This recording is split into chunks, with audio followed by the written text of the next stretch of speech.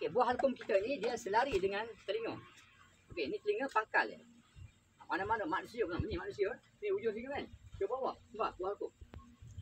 Ni selari ni. Sama dengan haiwan.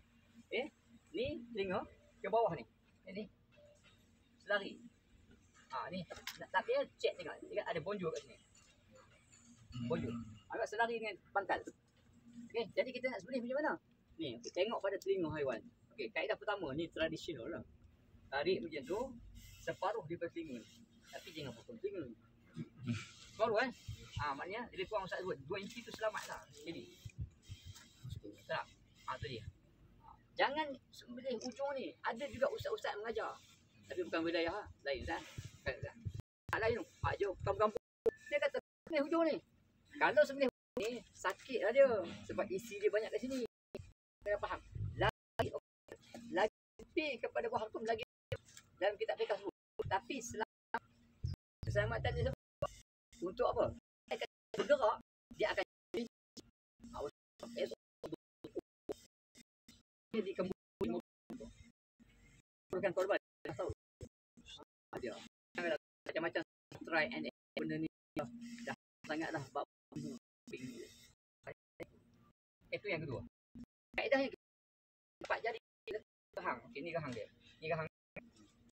Ni rahang dia. Okey, letak di sama tak? Tu dia senang. Okey, kita letak 4 jari. Letak bawah ni. Kan? Bawah kan? Tu dia. Itu kaedah. Yang ketiga, yang keempat, kita memang dah pro lah. Tengok buah halkum bubuh kat bawah tu. Okey, itu yang pertama. Yang kedua disebut dalam kitab Matala'an Badrin jilid 2 muka surat yang nombor 6. Kita juga boleh sembelih atas buah halkum. Okey, ni buah halkum kan? Atas dia. Biasa dia ustaz jarang ajar lah. Dia kena SOP yang betul-betul. Pisau pun kena pendek dia. Kalau keluar luar negara tu hanya berlaku kalau kita pergi Mesir, kita pergi Mekah, buat akikah, semua sembelih atas buah halkum. Berat kepada tadi saya dah mazhab Hanafi. Sebab mazhab Hanafi kata satu urat je wajib. Iaitu saluran nafas. Saluran nafas atas saluran nafas dah. Tapi kalau dia sembelih bawah ni, dia akan jumpa dua. Iaitu makanan ataupun merih lah. Dan juga pernafasan. Dua. Jadi sebab itu sepakat 3 ulama lagi dia kata kena bawah. Sebab dua wajib. Yang kiri kanan sunat. Namun penting bagi kita kena faham. Kedudukan ni bawah carotid artery. Yang ni jugular vein.